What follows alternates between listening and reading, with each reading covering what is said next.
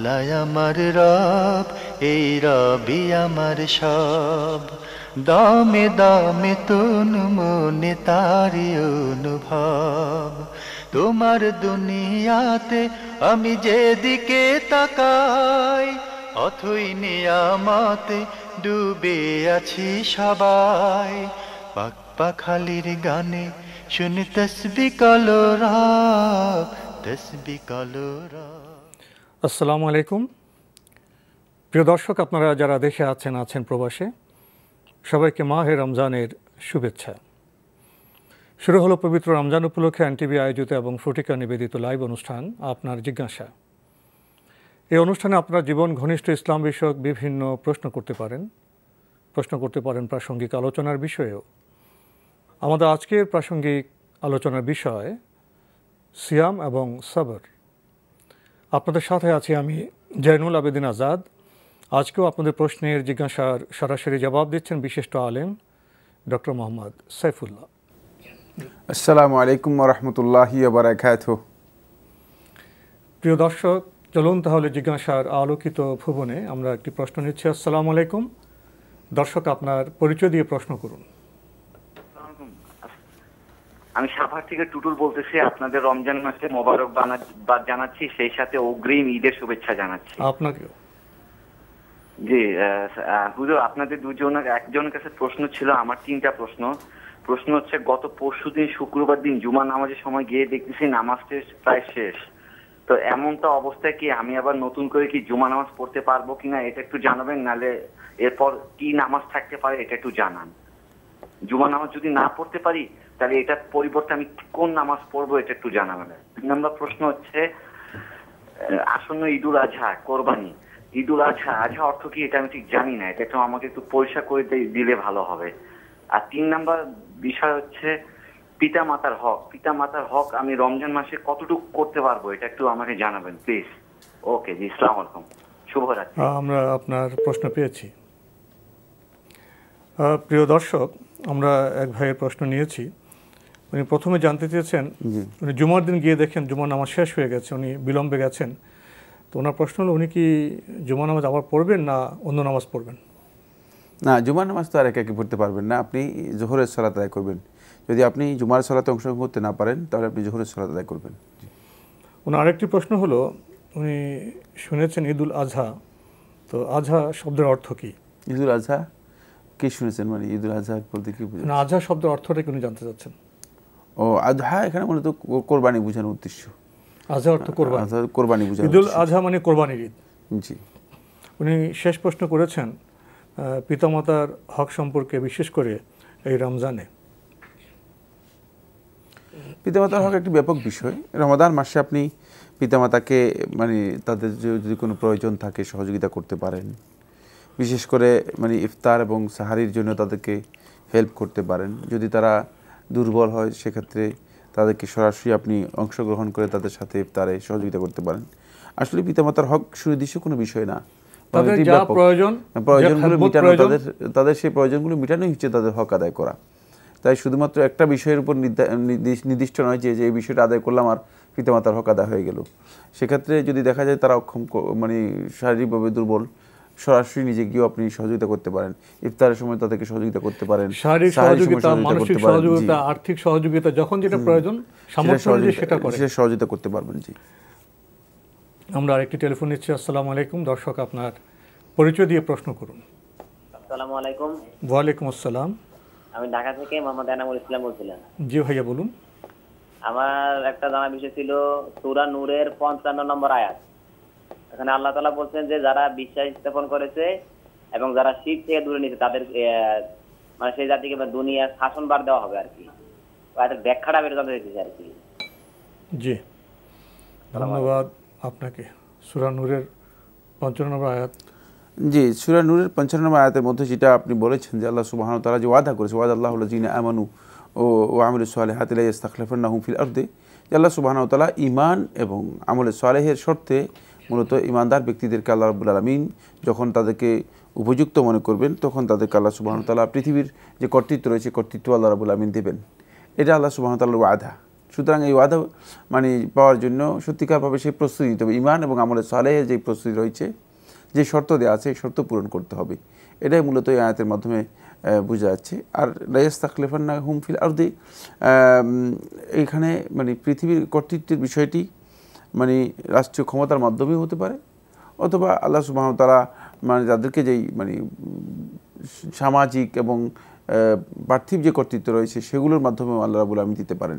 এর জন্য শর্ত নয় যে বাধ্যতামূলকভাবে তাদেরকে যে রাষ্ট্রীয় ক্ষমতাই দেবেন, এটি একটি ব্যাপক মানে অর্থ বুঝায়।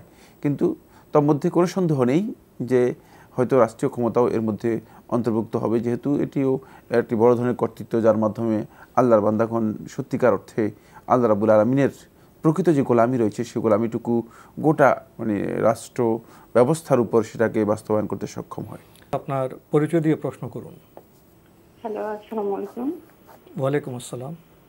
আমি খুলনা থেকে পারভিন বলছি। জি বলুন।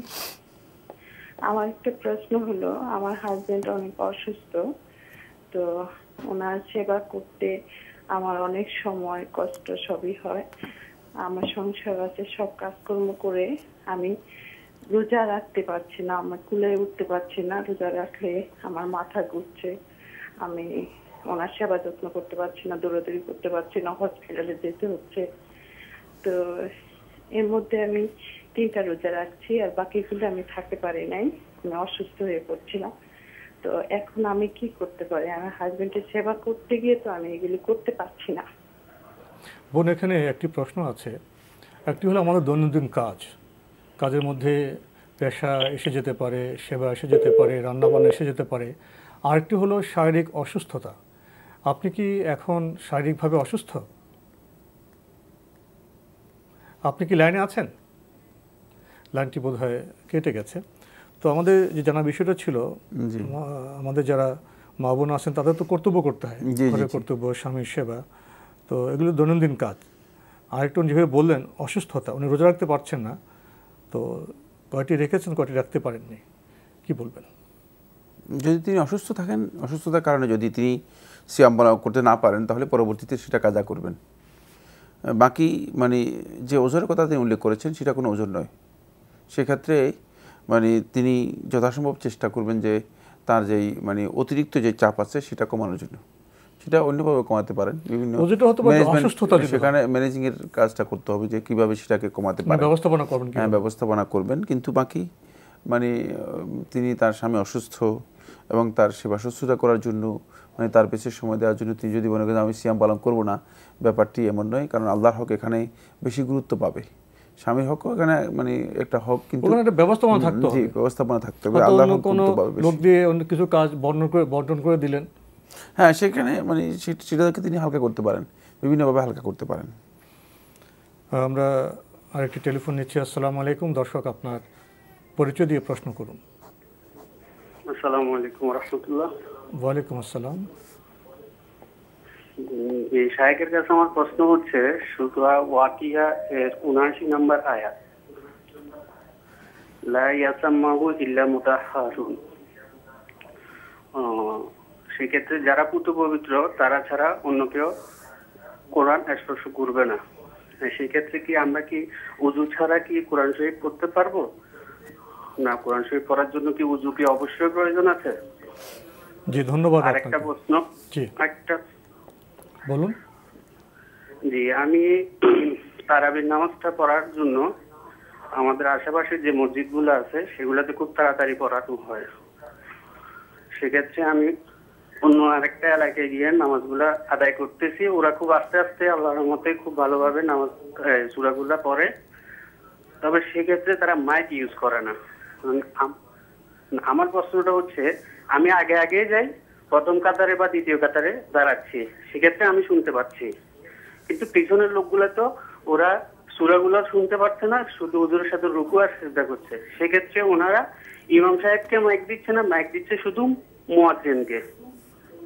এখন সেক্ষেত্রে আমি যে ওইখানে গিয়ে নামাজটা পড়তেছি, আস্তে আস্তে পড়তেছি, সেই জন্য আলহামদুলিল্লাহ গিয়ে নামাজটা পড়তেছি। আর দ্বিতীয় কথাটা হচ্ছে, ওনারা 4 রাকাত পর পর কোনো মুনাজাত করে না, সেটাও ঠিক আছে, খুব সুন্দর কথা। কিন্তু সেক্ষেত্রে আমার কি কোনো মানে সোয়াবের উদ্দেশ্যে যাচ্ছি, মানে ওনাদের সাথে যে নামাজটা পড়তেছি, ওনারা যে মাইক ইউজ করতেছে না বা পিছনের লোকগুলা যে কোরআন শরীফটা শুনতে পাচ্ছে না, সেক্ষেত্রে মানে আমরা এটা আপনার রুকুতে কি হবে? বিষয়টি উপলব্ধি করেছি। ওই মসজিদে তো মাইক ব্যবহার হয়, তাই না? না, মাইক ব্যবহার হয় না। আপনি তো বললেন যে মুয়াজ্জিন ব্যবহার করেন। জি জি জি জি। ধন্যবাদ আপনাকে। ওনার প্রথম প্রশ্ন, পবিত্র কোরআন আয়াতের নিরীক্ষণে বলছেন ওযু না করে কি কোরআন ধরা যাবে না? হ্যাঁ, অজু না করে কোরআন ধরা যাবে কিনা, কোরআন স্পর্শ করা যাবে কিনা, এই মাসালা আলেমদের মধ্যে দ্বিমত রয়েছে। বাকি বিশুদ্ধ বক্তব্য হচ্ছে সেটা হলো যে উজু ছাড়াও কোরআন কারীম স্পর্শ করা জায়েজ রয়েছে, যেহেতু এখানে মানে সুস্পষ্ট কোনো সহি নির্দেশনা রাসূলুল্লাহ সাল্লাল্লাহু আলাইহি ওয়াসাল্লামের কাছ থেকে যে উজু ছাড়া কোরআন স্পর্শ করা যাবে না মর্মে কোনো রেওয়ায়াত সাব্যস্ত হয়নি। বাকি যে আয়াতটি উল্লেখ করেছেন সূরা ওয়াকিয়ার ৭৯ নম্বর আয়াত, এটি স্পষ্ট। এখানে আল্লাহ সুবহানাহু ওয়া তাআলা বলেছেন ইন্নাহু লাকুরআনুন কারীম ফি কিতাবিম মাকনুন লা ইয়ামাসসুহু ইল্লাল মুত্তাহহারুন। এখানে মুত্তাহহারুন বলতে পবিত্র বলতে ফেরেশতাদেরকে বোঝানো হয়েছে, মানে ফেরেশতারা সর্বাবস্থায় পবিত্র, বাকি মানে মানুষদেরকে এখানে বোঝানো হয়নি। এবং যে কিতাবের কথা বলা হয়েছে যে কিতাবি মাকনুন, লৌহ মাহফুজে যে কিতাব সেটার কথা বলা হয়েছে লা ইয়ামাসসুহু ইল্লাল মুত্তাহহারুন, এটাকে স্পর্শ করে না শুধুমাত্র পুত পবিত্র যারা তারাই, দেখেন ফেরেশতাদেরকে বোঝানো হয়েছে। এই আয়াতটি মূলত এখানে প্রযোজ্য নয়। কেউ কেউ এটাকে দলিল হিসেবে উল্লেখ করে থাকেন, দলিলটি শুদ্ধ নয়। উনি আরেকটি প্রশ্ন করেছেন তারাবি নামাজ প্রসঙ্গে, আমাদের এলাকায় দ্রুত পড়ে, উনি সেখানে পড়েন না, দূরে গিয়ে পড়েন, সেখানে সেইভাবে পড়া হয়, এটা উনি ভালো বলছেন, কিন্তু মাইক ব্যবহার করেন না, ফলে পেছনের লোকজন শুনতে পান না। এক্ষেত্রে করণীয় কি?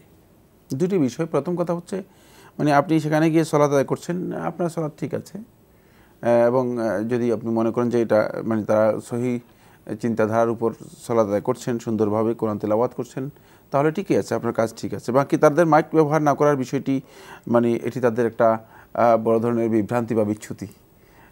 কারণ যদি মাইক ব্যবহার করতো তাহলে হয়তো সমস্ত মুসল্লিরা কোরআন মুয়াজ্জিন ব্যবহার করেন, তাহলে ইমাম ব্যবহার করতে পারবেন না কেন? এটি প্রবৃত্তির অনুসরণ, এটি স্ববিরোধী কাজ। জি, স্ববিরোধী কাজ এবং প্রবৃত্তির অনুসরণ। মুয়াজ্জিন যদি ব্যবহার করতে পারে, ইমামের জন্য ব্যবহার করা জায়েজ রয়েছে। আর মসজিদে যদি মাইক ব্যবহার হয় তাহলে কেন মানে মসজিদে একজন ব্যবহার করবে আরেকজন ব্যবহার করবে না? আলাকুল্লিন প্রত্যেক মানে তাদের এই এখানে বিচ্যুতি রয়েছে। এই বিচ্যুতির জন্য আপনি দায়ী নন, এটা তারাই দায়ী, ব্যবস্থাপনা দায়ী থাকবে। এবং এই কারণে তারা আসলে মানে নিজেরাও ক্ষতিগ্রস্ত এবং অন্যরাও ক্ষতিগ্রস্ত হচ্ছে, যারা কোরআন শুনতে পারলো না, মানে শোনার কথা ছিল কিন্তু শুনতে পারলো না, যেহেতু এই লোকগুলোর ব্যবস্থাপনা ত্রুটির কারণে। আমরা আরেকটি টেলিফোন নিচ্ছি। আসসালামু আলাইকুম। দর্শক, আপনার পরিচয় দিয়ে প্রশ্ন করুন। আসসালামু আলাইকুম। ওয়ালাইকুম আসসালাম। আমি ঢাকা থেকে জিলানি বলছিলাম। জি বলুন। হুজুর, আমার সংক্ষেপে 4টি প্রশ্ন। তো প্রথম প্রশ্নটা হচ্ছে, আমাদের 4 রাকাত নামাজের প্রথম 2 রাকাতে আমি সূরা ফাতিহার সাথে দুটো সূরা মিলিয়ে পড়ি এবং পরের 2 রাকাতে শুধু সূরা ফাতিহা পড়ি, এতে আমাদের নামাজের কোনো ক্ষতি হবে কিনা? দ্বিতীয় প্রশ্নটা হচ্ছে, ইসলামী ব্যাংকে আমার একটি ডিপিএস আছে, এতে সুদ হবে কিনা, এবং যদি সুদ হয় তাহলে আমার কি করলে সুদ হবে না? তৃতীয়ত হলো, নিয়ত করে কোনো মাজারে যাওয়া যাবে কিনা, কোনো মাজার জিয়ারত করা যাবে কিনা? আর সর্বশেষ যে প্রশ্ন সেটা হচ্ছে, আমার এক বোনের 1 বছর হয় বিয়ে হয়েছে, তার প্রায় 10 ভরি স্বর্ণ আছে, কিন্তু তার স্বামী বর্তমানে বেকার, নগদ টাকা দেওয়ার মতো কোনো ক্যাপাবিলিটি নাই, এক্ষেত্রে কি করা যায়? ওই 10 ভরি স্বর্ণ কি ব্যবহার হয়? 10 ভরির ভিতরে অল্প কিছু ব্যবহার হয়, বাকিটা গচ্ছিত অবস্থায় আছে আর কি। গচ্ছিত অবস্থায়? জি, মানে বাকিটা ব্যবহার হয় না আর কি, এক জায়গায় আছে, মানে 2 ভরি তো সর্বোচ্চ 2 ভরি ব্যবহার হয় আর কি। মানে 10 ভরি তো স্বর্ণ, তাই না? জি জি জি, 10 ভরি স্বর্ণ। এগুলো কি গহনা না শুধু স্বর্ণ? স্বর্ণ গহনা আর কি। মানে 10 ভরির মধ্যে 2 ভরি হতো সচরাচর ব্যবহার হয়, বাকিগুলি কি বছরে 2 একবার ব্যবহার হয় না? বছরে 2 একবার না, আপনার 1 বছর হয়েছে বিয়ে হয়েছে, 1 বছরের ভিতরে পাইছে আর কি। এটা আপনি এই যে বিয়েতে এগুলো তো আপনার গহনা হিসেবে আছে, তাই না? জি জি, গহনা হিসেবে আছে। ধন্যবাদ আপনাকে। আপনি বেশ কয়েকটি গুরুত্বপূর্ণ প্রশ্ন করেছেন। প্রথমে 4 রাকাত নামাজে প্রথম 2 রাকাতে ফাতিহা এবং অন্য সূরা পড়লেন, বাকি 2 রাকাতে শুধু ফাতিহা পড়লেন, এতে নামাজে কোনো ক্ষতি হবে? না, নামাজে কোনো ক্ষতি হবে না। জি, আপনি প্রথম 2 রাকাতে যদি সূরা ফাতিহার সাথে অন্য সূরা মিলান, দ্বিতীয় রাকাতে সূরা ফাতিহা পড়েন, তাহলে আপনার সালাত হয়ে যাবে, সালাতে কোনো ক্ষতি হবে না ইনশাআল্লাহ তাআলা। ইসলামী ব্যাংকে ডিপিএস ওনার কিছু টাকা আছে, এতে কোনো সমস্যা হবে? সমস্যা বলতে কি বোঝাচ্ছেন? সমস্যা বলতে তো এখানে সুদ সমস্যা, তো কোনো সমস্যা না। ইসলামী ব্যাংকে তো তারা বলে আমরা সুদ দিই না, আমরা ইসলামী পদ্ধতিতে আমরা। ডিপিএসটা তিনি কিসের শর্তে করেছেন, সেখানে যে চুক্তিপত্র হয়েছে সেই চুক্তিপত্র যদি সুদ ভিত্তিক হয়ে থাকে তাহলে এখানে সুদ হবে, কোনো সন্দেহ নেই। আর যদি চুক্তিপত্রের মধ্যে সুদ না থাকে এবং সেই পদ্ধতি যদি তার কাছে মনে হয় যে না সুদ ভিত্তিক নয়, তাহলে এটি সুদবিহীন হবে, কোনো সন্দেহ নেই। সেটা আপনি কনফার্ম করতে হবে যে আসলে চুক্তিপত্র তাদের সাথে কিভাবে করছেন। কারণ ইসলাম ব্যাংক মানে এখন মানে মুখে বললেই যথেষ্ট হবে না, চুক্তিপত্র কি হচ্ছে সেটা কনফার্ম করতে হবে। কেউ দাবি করতে পারে যে আমি সুদবিহীন, কিন্তু সুদবিহীন সেটা তার আসলে মানে প্র্যাকটিক্যাল সুদবিহীন কিনা চুক্তিপত্র সেটা নির্দিষ্ট করে নেবে। ওনার আরেকটি প্রশ্ন করেছেন, নিয়ত করে কোনো মাজারে যাওয়া যাবে কিনা? না, নিয়ত করে কোনো মাজারে যাওয়া শিরক হতে পারে, এটি শিরক হওয়ার সম্ভাবনা রয়েছে। ওনার শেষ প্রশ্ন, ওনার এক আত্মীয়ার বিয়ে হয়েছে 1 বছর, 10 ভরি স্বর্ণ আছে, স্বামী বেকার, এখন এর উপর কি জাকাত হবে, জাকাত দিতে হবে? আপনি বলেছেন যে স্বর্ণ গচ্ছিত রেখেছেন, তাহলে তো জাকাত দিতে হবে। 7.5 ভরির উপরে স্বর্ণ যদি কেউ গচ্ছিত রেখে দেয় তাহলে তার জাকাত আসবে। কিন্তু সেটা যদি ব্যবহারের জন্য রাখে এবং ব্যবহার করে মাঝে মধ্যে ব্যবহার করে, অকেশনালি বিভিন্ন সময় ব্যবহার করে থাকে, তাহলে বিশুদ্ধ অভিমত হচ্ছে তাকে জাকাত দিতে হবে না। কিন্তু গচ্ছিত রেখে দিয়েছেন স্বর্ণ, তাহলে অবশ্যই সেই স্বর্ণ বিক্রি করে আপনাকে জাকাত দিতে হবে। আমরা একটি টেলিফোন নিচ্ছি। আসসালামু আলাইকুম।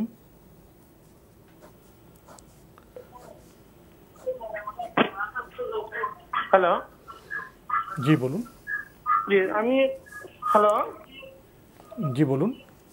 আমি একটা কোশ্চেন করতে চাচ্ছিলাম। আমি নাহিদুল হাসান বলছিলাম খিলগা থেকে। আমার স্ত্রী হঠাৎ করে আমাকে একটা কোশ্চেন করেছে, সে ঈদের জামাত পড়তে যাচ্ছে খুতবার জন্য। জি, মহিলারা কি ঈদের জামাত পড়তে পারে কিনা, এটা আমার কোশ্চেন। প্রশ্ন তো স্পষ্ট পেয়েছেন না? মানে মহিলারা কিভাবে ঈদের জামাত করতে চাচ্ছে ক্লিয়ার হয়নি। মানে উনি বলতে ওনার স্ত্রী মহিলারা ঈদের জামাতে অংশগ্রহণ করতে পারবে। আমরা একটি প্রশ্ন নিব। আসসালামু আলাইকুম, পরিচয় দিয়ে প্রশ্ন করুন। হ্যালো, আমরা আপনাকে শুনতে পাচ্ছি, পরিচয় দিয়ে প্রশ্ন করুন। জি, আমি শফিক বলছিলাম ঠাকুরগাঁও থেকে। জি ভাইয়া বলুন। আমার সমস্যা হচ্ছে যে আপনার ওই যে মহিলাদের ক্ষেত্রে আমরা যখন ফরজ গোসল করি। হ্যালো, জি বলুন। ফরজ গোসল যখন করি তো কিছু কিছু ক্ষেত্রে মহিলারা আপনার কাপড় চোপড় ধুয়ে নেয়, ময়লা কাপড়গুলি ধুয়ে নেওয়ার পরও তারপরে মনে করেন যে গোসল করার পরে আবার ধুয়ে নিচ্ছে। তো এটা কি আগে ধুয়ে নিলেই কি পরিষ্কার হবে কি হবে না? ধন্যবাদ আপনাকে, ধন্যবাদ আপনাকে। পেয়েছেন প্রশ্ন? ফরজ গোসল তো বিধান স্পষ্ট। জি জি। আর এখানে উনি আবার কাপড় জড়িয়ে দিয়েছেন, কাপড় পরিচ্ছন্ন, এটা একটা ব্যবস্থাপনার বিষয়। মানে প্রশ্নটা কি, মানে ফরজ গোসলের পরে নিজে কিভাবে তাহারাত বা পবিত্রতা হাসিল করবেন এবং কাপড়ের ক্ষেত্রে কি করবেন? কাপড় ধুলেই যথেষ্ট হয়ে যাবে, কাপড় ধুয়ে নিলেই যথেষ্ট হয়ে যাবে। এর জন্য আর অতিরিক্ত কিছু করতে হবে না। ফরজ গোসল সুন্নাহ নিয়ম অনুযায়ী যেভাবে করা দরকার সেভাবে করে নেবেন। আমরা একটি টেলিফোন নিচ্ছি। আসসালামু আলাইকুম। দর্শক, আপনার পরিচয় দিয়ে প্রশ্ন করুন। আসসালামু আলাইকুম, আমি সৌদি আরব থেকে বলতেছি, আহসান হাবিব। জি ভাইয়া বলুন। আমার প্রশ্নটা হলো, আমরা যে কোরআন শরীফ তেলাওয়াত করি, এখন সিজদার আয়াতগুলো যেগুলো আসে এগুলা কি 2-3টা একসাথে জমা করে সিজদা দেওয়া যাবে? আর আরেকটা হলো যে সিজদা দেওয়ার নিয়মটা কি? আমি প্রতিবার কি দাঁড়াইয়া পরে সিজদাতে যাব, নাকি প্রথম দাঁড়াইয়া সিজদা থেকে বইসা আবার আরেকটা দিতে পারবো? এটা শুধু আমি জানতে চাই। ধন্যবাদ আপনাকে। ওনার দুটি প্রশ্ন। তেলাওয়াতের সময় যে সিজদার আয়াত আসে সেগুলি কি জমা করে যাবে, আর সিজদার নিয়ম কি? সুন্নাহ হচ্ছে যখন আপনি তেলাওয়াত করবেন তখন তেলাওয়াতের সাথে সাথে আপনি সিজদা করবেন। যেহেতু যে আয়াতগুলো আপনি তেলাওয়াত করবেন সেই আয়াতগুলোর মধ্যে মূলত সিজদার নির্দেশনা রয়েছে। মানে সিজদা কেন দেওয়া হয়ে থাকে? যেহেতু আল্লাহ সুবহানাহু ওয়া তাআলা মানে প্রত্যেকটি আয়াতের মধ্যেই আল্লাহ রাব্বুল আলামিন সিজদা করার জন্য নির্দেশনা দিচ্ছেন, তাই এই তেলাওয়াতের সাথে সাথে দেওয়াটাই হচ্ছে সুন্নাহ। কোনো কারণে সেটাকে জমা করা সুন্নাহ পরিপন্থী কাজ। বাকি কেউ যদি পরবর্তীতে আদায় করতে চান কোনো ওজোরের কারণে, তাহলে সেটি তার জন্য কেউ কেউ জায়েজ বলেছেন, করতে পারেন। দ্বিতীয় নম্বর যে বিষয়টি সেটা হলো এই সিজদা তো নর্মাল যে সিজদা আমরা যেভাবে করে থাকি, সলাতের মধ্যে আমরা যেভাবে সিজদা করে থাকি ঠিক সেভাবেই আমরা সিজদা করব। এখানে ভিন্ন কোনো বিষয় নেই। এর জন্য শর্ত নয় যে কিয়াম করতে হবে, আপনি বসেও সিজদা করতে পারবেন। আমরা আরেকটি টেলিফোন নিচ্ছি। আসসালামু আলাইকুম। দর্শক আপনার পরিচয় দিয়ে প্রশ্ন করুন। জি আসসালামু আলাইকুম স্যার। ওয়ালাইকুম আসসালাম। জি স্যার, আমার প্রশ্ন হলো, আমি একটা প্রাইভেট কোম্পানিতে চাকরি করি, তো এখানে আমরা 20 থেকে 25 জন একসাথে ইফতার করি।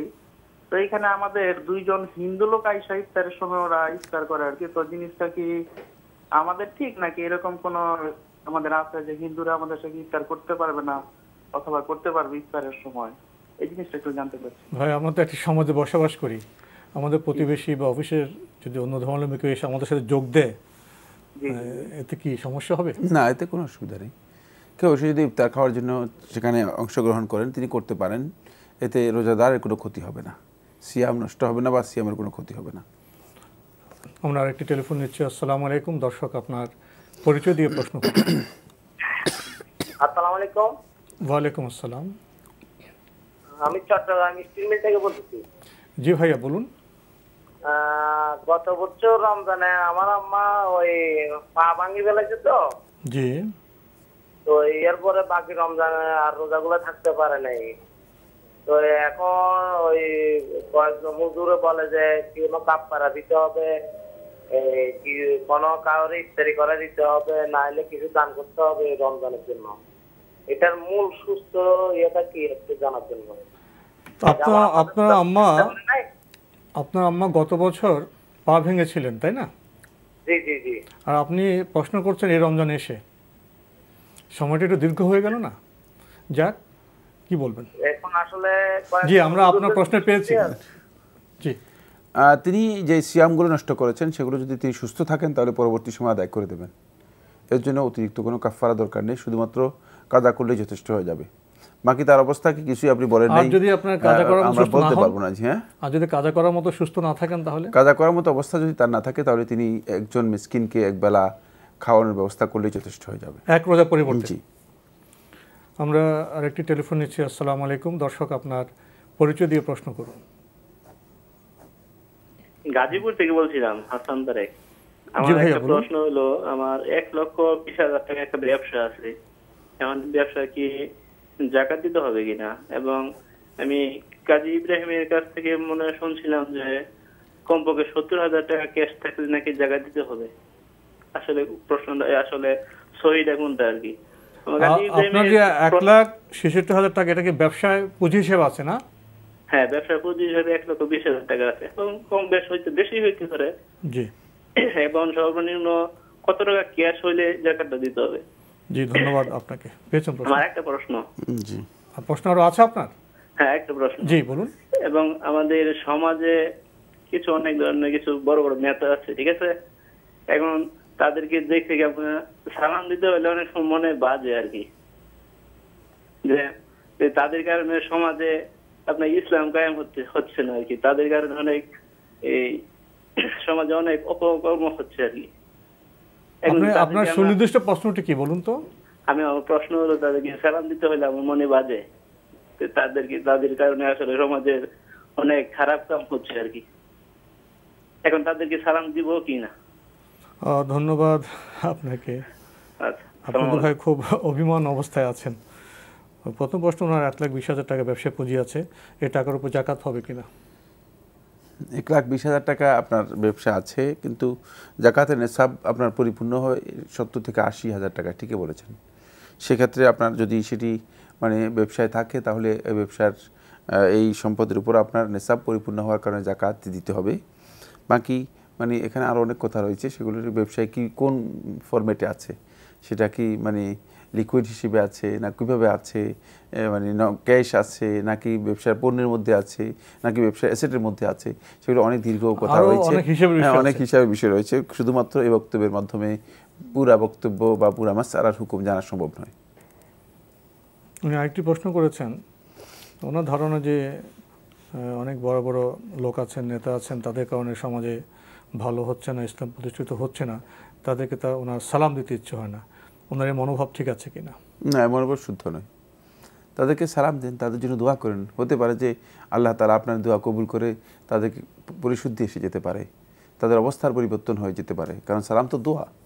সালাম আপনি কথা মনে করেন না যে তাকে আপনি সালাম দিয়ে তাজিম করছেন, তার জন্য দোয়াও করছেন। সালাম তো দোয়া। হ্যাঁ, সুতরাং এর মাধ্যমে আপনি নিজে বেনিফিটেড হচ্ছেন।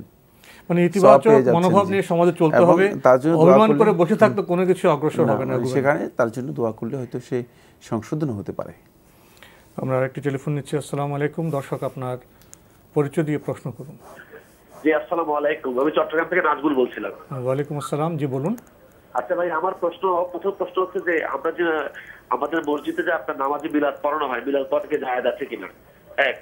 দ্বিতীয় নাম্বার প্রশ্ন হচ্ছে যে আমরা যে বলি ইয়া রাসূলুল্লাহ, হুজুর যে বললেন ইয়া রাসূলুল্লাহ বলা যাবে না, সেক্ষেত্রে একটু জানার জন্য। আর তৃতীয় প্রশ্ন হচ্ছে যে কবর জিয়ারত নির্দিষ্ট কোনো দোয়া আছে কিনা, এবং আমরা যে পশ্চিম দিকে মুনাজাত করি কবর জিয়ারত বসে থেকে জায়েজ কিনা, আমি একটু বললে উপকৃত হবে। ধন্যবাদ আপনাকে। দ্রুত অনেকগুলো প্রশ্ন করেছেন। বিভিন্ন মসজিদে যে মিলাদ হয়, মিলাদ পড়াটা কি ঠিক?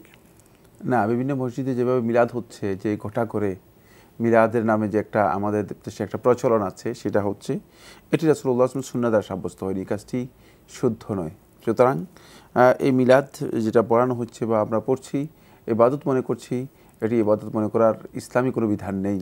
যদি কেউ মনে করেন যে সওয়াবের কাজ হবে, তাহলে তিনি গুনাহগার হবেন, যেহেতু আল্লাহ নবী সাল্লাল্লাহু আলাইহি ওয়াসাল্লাম স্পষ্ট করে সহিহ বুখারী হাদিসের মধ্যে স্পষ্ট করে আয়েশা রাদিয়াল্লাহু আনহা বর্ণনা করেছেন, বলেছেন মান আহদাসা ফি আমরিনা হাযা মা লাইসা মিনহু ফাহুয়া রাদ।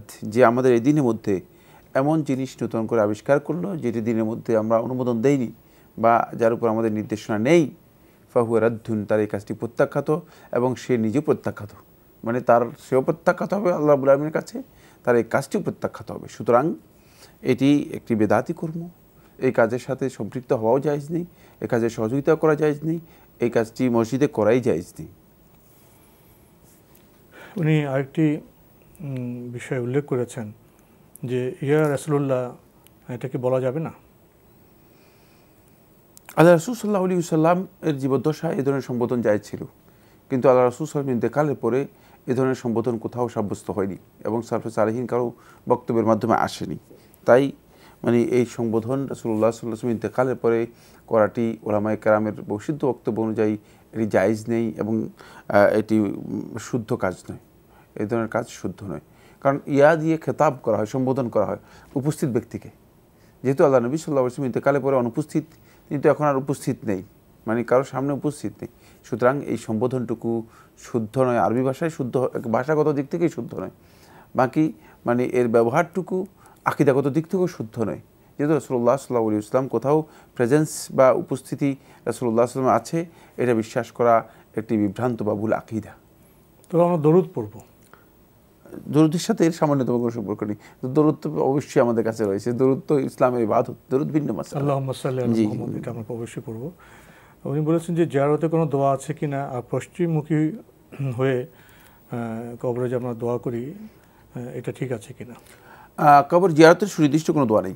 কবর জিয়ারতে আপনি কবরবাসীর জন্য যাই খুশি মন চায় আপনি দোয়া করতে পারেন, তবে আল্লাহ নবী সাল্লাল্লাহু আলাইহি ওয়াসাল্লাম এখানে যে আজকারগুলো শিক্ষা দিয়েছেন সেগুলো আপনাকে করতে হবে। আসসালামু আলাইকুম আহলা দিয়ার মিনাল মুমিনিন ওয়াল মুসলিমিন ইন্না ইনশাআল্লাহু বিকুম লাহিকুন, যে দোয়াগুলো রাসূলুল্লাহ সাল্লাল্লাহু আলাইহি ওয়াসাল্লাম শিক্ষা দিয়েছেন সেগুলো আপনি আগে শিখে নেবেন অথবা সেগুলো করবেন প্রথমে, তারপর আপনি যে দোয়া কবরবাসীর জন্য করতে চান সেটি আপনি করতে পারবেন। তবে কিবলামুখী হওয়ার বিষয়টি অধিকাংশ সুন্নাহর অনুসারীরা বলেছেন যে এটি উত্তম দোয়ার ক্ষেত্রে, যেহেতু কবরমুখী হওয়াটা দোয়ার ক্ষেত্রে সুন্নাহ পরিপন্থী কাজ।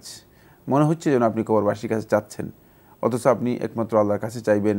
ইয়াকা না'বুদু ওয়া ইয়াকা নাস্তাঈন, আমরা আল্লাহ রাব্বুল আলামিনকে বলছি প্রতিদিন, একথা আমরা ঘোষণা দিচ্ছি, ইয়াকা না'বুদু, একমাত্র আপনারই আমরা ইবাদত করি, ওয়া ইয়াকা নাস্তাঈন, এবং একমাত্র আপনার কাছেই সাহায্য চাই। তাই এটি কবরমুখী না হয় কিবলামুখী হওয়াটা উত্তম, কোনো সন্দেহ নেই।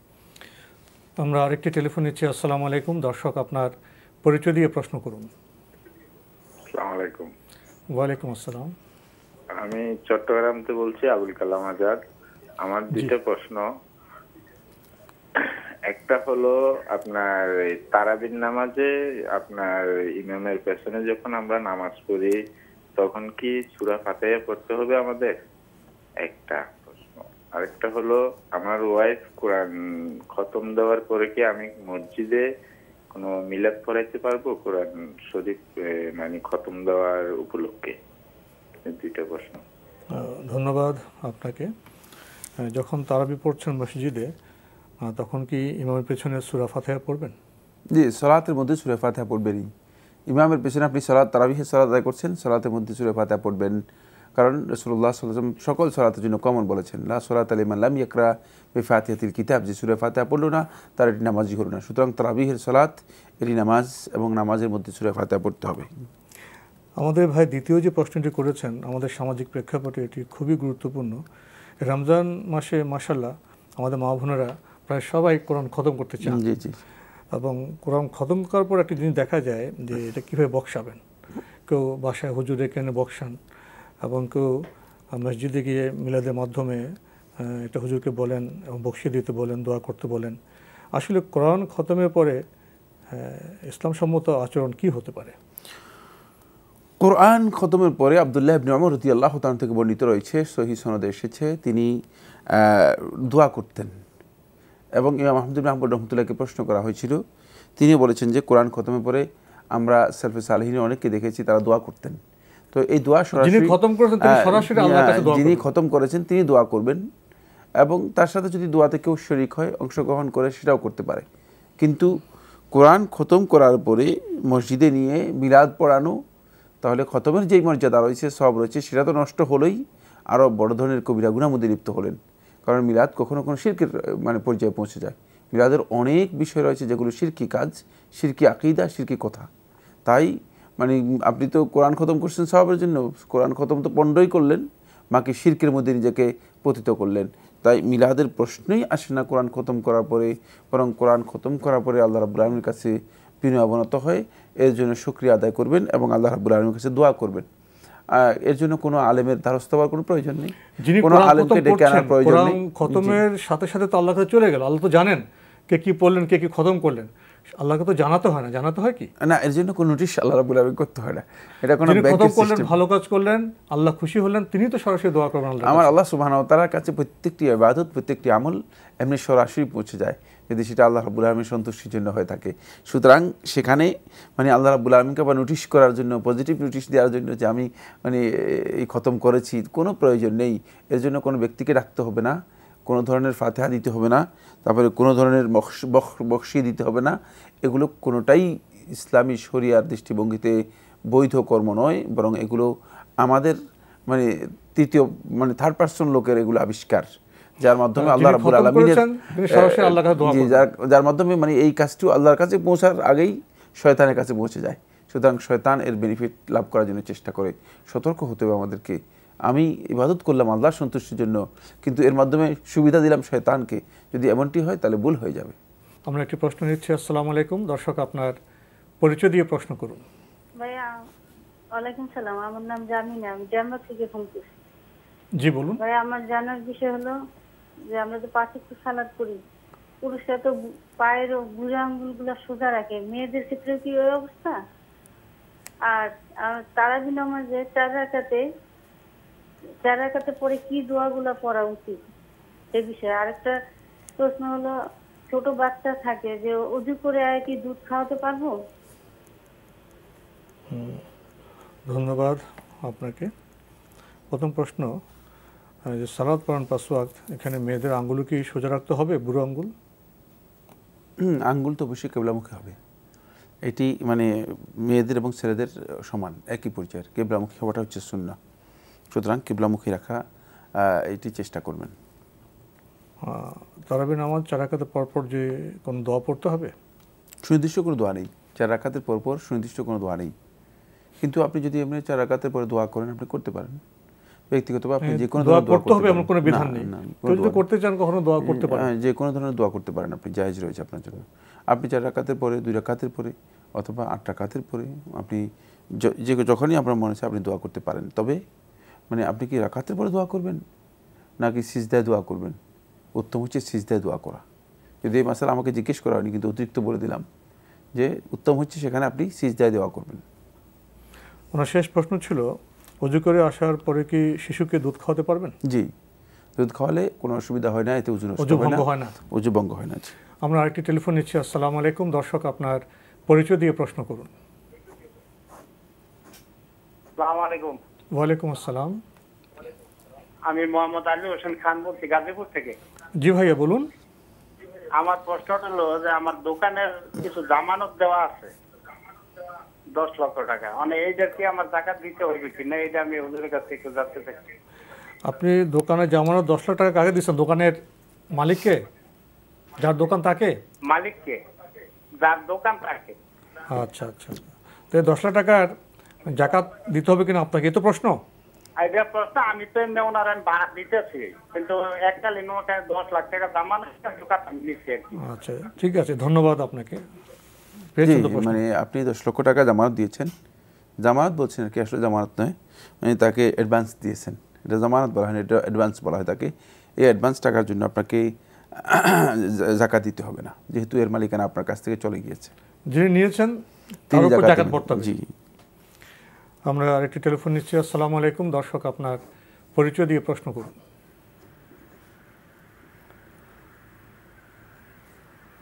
আপনি কি লাইনে আছেন? হ্যাঁ, লাইনে আছি। জি, যে পরিচয় দিয়ে প্রশ্ন করুন। আচ্ছা, আসসালামু আলাইকুম। ওয়ালাইকুম আসসালাম। আসসালামু আলাইকুম। জি, ওয়ালাইকুম আসসালাম। ভাইয়া, আমার প্রথম প্রশ্ন হচ্ছে, আমি অনেক দিন ধরে আপনাদের অনুষ্ঠান দেখি, তবে লাইন দিই কিন্তু লাইন পাই না। আলহামদুলিল্লাহ, আজকে পেয়েছেন, প্রশ্ন করুন। আজকে পাইছি ভাইয়া, আলহামদুলিল্লাহ।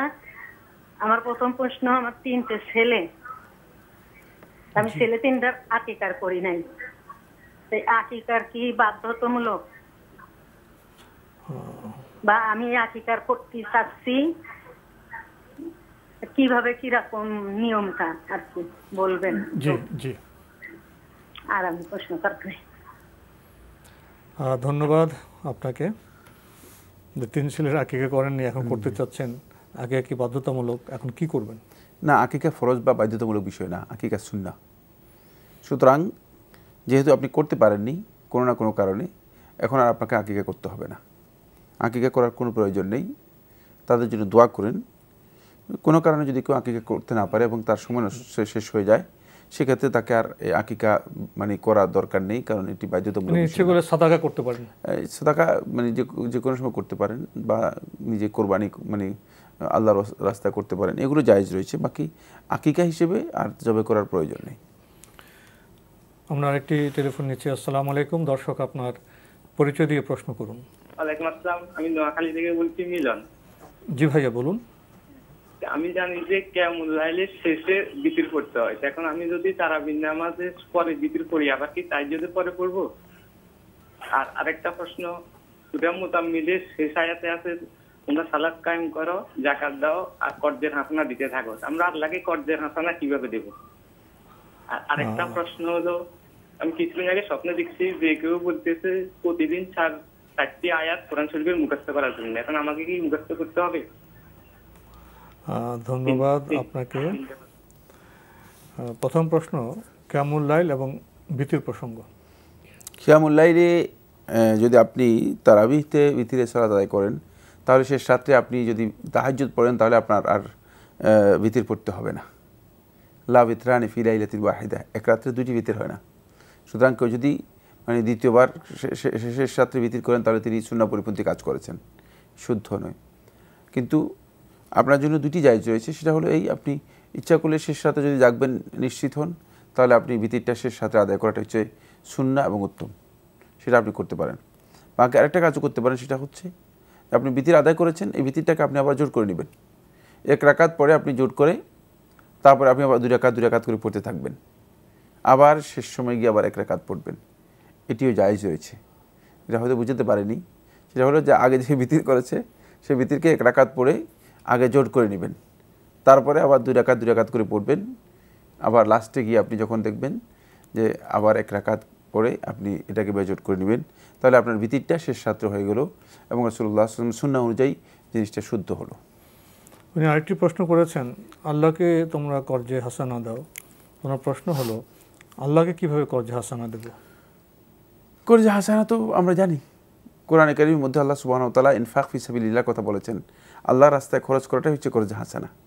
তাই আপনি আল্লাহর রাস্তায় কর্জে হাসানা দিবেন, খরচ করবেন, ভালো কাজে খরচ করতে পারেন, ইসলামের জন্য খরচ করতে পারেন, তারপরে কল্যাণমূলক যে কাজগুলো আছে সেগুলোর জন্য খরচ করতে পারেন। এগুলো সব কর্জে হাসানার মধ্যে অন্তর্ভুক্ত।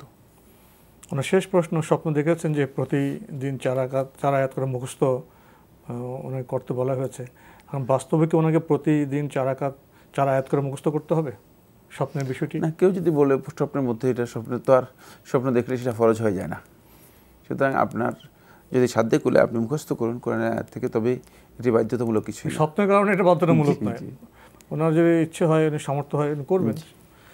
আমরা আরেকটি টেলিফোন নিচ্ছি। আসসালামু আলাইকুম। দর্শক, আপনার পরিচয় দিয়ে প্রশ্ন করুন। আসসালামু আলাইকুম। ওয়ালাইকুম আসসালাম। আমি শামসুল ইসলাম বলছিলাম সুয়েট থেকে। জি বলুন। আমার একটা সঞ্চয়পত্র আছে। জি। এটা মাসে মাসে আমি এটার ইন্টারেস্ট আমার অ্যাকাউন্টে জমা হয়। এই টাকাটা কি আমি নিজে খরচ না করে যদি আমি বন্টন করে দিই গরিব জমাতে, এটা কিছু জায়েজ আছে? ধন্যবাদ আপনাকে। উনি প্রশ্ন করেছেন, সমাধানও দিয়েছেন। এখন প্রশ্ন এবং সমাধান ঠিক আছে কিনা? প্রশ্ন এবং সমাধান দুইটাই ঠিক আছে, কিন্তু মানে প্রশ্নের একটা জিনিস রয়ে গিয়েছে, সেটা হলো এই সঞ্চয়পত্র যদি আপনি কোনো কারণে বাউন্ড না হন, তাহলে এই সঞ্চয়পত্র করার জন্য আপনি কবিরা গুনার মধ্যে লিপ্ত আছেন। সেখান থেকে আপনাকে বেরিয়ে আসতে হবে। সুদভিত্তিক এই লেনদেনটুকু আপনার জন্য হারাম, সেটা আপনাকে খেয়াল রাখতে হবে। ইমানদার ব্যক্তি এত সহজভাবে এটা মেনে নিতে পারবে না যে আমি সুদভিত্তিক লেনদেনের সাথে নিজেকে সম্পৃক্ত করব। হ্যাঁ, যদি কোনো কারণে পারিপার্শ্বিক কারণে বাধ্য হয়ে যান, সেটি ভিন্ন মাসআলা, বাধ্যতামূলক হয়ে ভাবে আপনি বাধ্য হয়েছেন করার জন্য লেনদেন। অন্যথায় এই সঞ্চয়পত্র থেকে সম্পূর্ণরূপে আপনাকে নিজেকে মুক্ত করে নিতে হবে। বাকি এরপরে যদি সঞ্চয়পত্রের মধ্যে সেখানে ইন্টারেস্ট আসে, সেই ইন্টারেস্টটুকু আপনি নিজে তো কোনো অবস্থায় গ্রহণ করতে পারবেন, এটা আপনার জন্য হালাল, এটা আপনার জন্য হালাল, এটা গরিব মিসকিন অথবা অন্য জনকল্যাণ যে সমস্ত খাত আছে সেগুলোতে ব্যয় করতে পারবেন, কিন্তু মূলধনটুকু আপনি পাবেন, তওবা করতে হবে আপনাকে। তো আজকে আমাদের এখানে শেষ করতে হচ্ছে। আপনাকে অনেক ধন্যবাদ। আপনাকে অসংখ্য ধন্যবাদ। প্রিয় দর্শক, ইনশাল্লাহ দেখা হবে আগামীকাল একই সময়ে। প্রিয় দর্শক, আপনারা আমাদের অনুষ্ঠানে এনটিভি অনলাইনেও দেখতে পারবেন। ভিজিট করুন www.ntvbt.com। দর্শক, আপনারা সবাই নিরাপদে থাকুন শান্তিতে। আসসালামু আলাইকুম। আল্লাহ আমার রব, এই রবি আমার সব, দামে দামে তুন মনে তারি অনুভব। আল্লাহ আমার রব, এই রবি আমার সব।